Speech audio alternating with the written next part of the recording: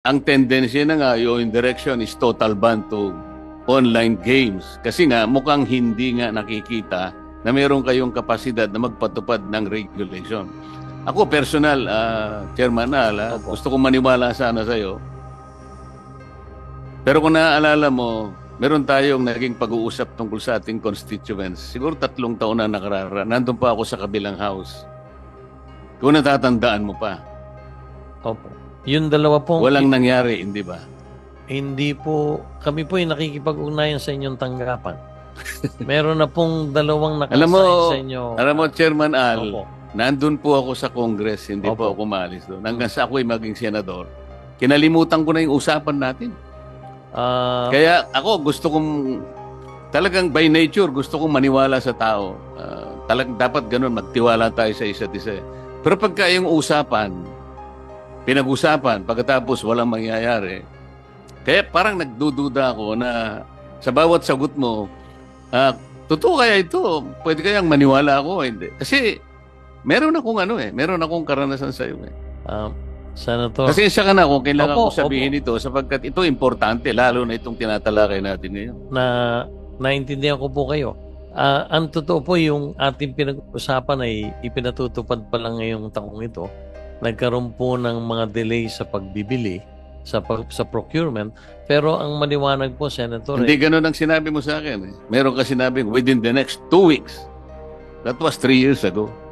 actually, not this. Malinaw ang aking memory, Chairman pareho Alan. tayo. Birthday po yun ng isang kakilala natin nung nagkita tayo. Kaya nga, so meron timeline yun may time Opo. frame yun Hindi yung sasabihin Nagkaroon natin. po kasi ng problema sa procurement. Ako po hihingi ng paumanhin sa inyo sa kadahilan ng kailangan po palang humingi pa ng clearance sa isang ahensya ng gobyerno.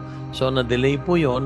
Naalala ko po yung nagkaroon din tayo ng Hindi follow-up. tayo kasi pwedeng magtiwala na kapag sinabi natin ngayon, hindi pala natin alam na meron palang iba't iba pang mga factors na i-consider. Kagaya ngayon, nag-uusap-usap tayo. Sasabihin mo sa amin na meron tayong framework, meron tayong regulation. Paano, on my own personal basis, paano ako maniniwala na kaya mong ipundar lahat ito? Bakit hindi ako maniniwala na pwede total ban na lang kasi talagang hindi naman po pwede yung regulation kasi nandiyan pa si Chairman Al Kung pwedeng palitan natin si Chairman Al, baka sakaling maniwala ako, magre-regulate muna tayo. Yun po yung usapin dito. Opo. Kung ako naman po ginagalang ko yung inyong paniniwala, pero gusto ko pong ipaabot sa Hindi inyo. paniniwala yung commitment nating dalawa. Kasi yung- ako, nung sinabi mo yon, sinabi ko na rin doon sa constituents. So ako ngayon ang napahiya. Di bali na yon. Hindi ko naman pwedeng kasi sinabi sa akin ng chairman. Hindi, ako na po ang gumawa ng paraan. Hindi lang po ako masisi ng mga tao. Opo, ako po sa harap ng lahat ay humihingi ng paumanhin. Pero gusto ko lang pong ipaabot sa inyo na hindi ko po personal na kasalanan. Nagkaroon po ng mga intervening events. Na-delay po talaga at alam naman po ng lahat Chairman, karirinig ko lang ngayon Halos 200 milyon ang naibibigay mo sa ahensya ng ating pamahalaan. Marami ito, binasa ko sa iyo kanina. Opo. Iba't ibang ahensya. Yung pinag-usapan natin, alam mo ba kung gano'ng halaga lang, no? Nagkakahalaga po ng 4 na milyong piso.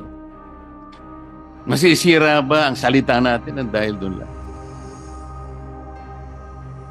Ako po'y tulad na sinabi ko, humihingi po ng... Gusto ko kasi, Chairman Al, yung pagtitiwala sa isa't isa.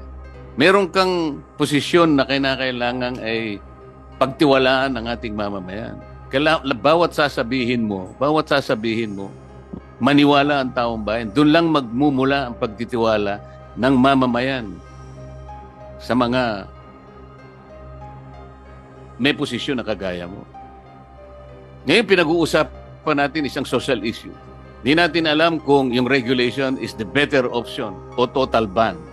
Hindi natin alam yung social cost will be outweighed by the benefits that your organization or yung iyong sektor na kinakatawan ay makatutulong talaga dito. Ngayon, ang pinag-uusapan natin, ang kapasidad mo.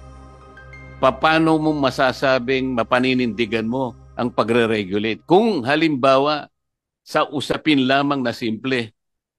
Huwag na yung sa akin, sa iba't ibang panig ng ating lipunan na kinakatawan ng PAGCOR. Kasi mamaya merong magtatanong sa'yo, halimbawa, sino-sino ba yung naapektuhan na rito? Sino yung mga pamilyang nabiktima? Na maaaring ako naniniwala doon. Pero kilala mo ba kung anong pangalan ng game, online game operator na yon na ginamit nung kung sino sa atin ang nabiktima na maaaring ikinalungkot ng pamilya, pinagsisihan ang nangyari. Alam niyo ba kung sino-sino yung mga tao na may-ari ng game, online gaming operator? Alam niyo po ba? Meron ba kayong listahan? Meron pong listahan.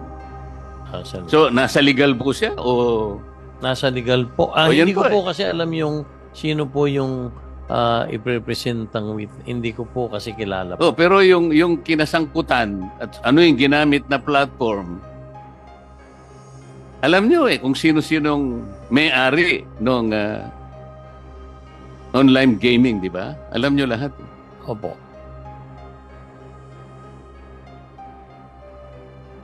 Ano yung gagawin po ninyo? Hindi ko po alam. Madidinig natin sa hapong ito tungkol dun sa reklamo. Kasi ganito po yun Kailangan mapalitaw po natin na kayo po'y may kakayahan as a regulator.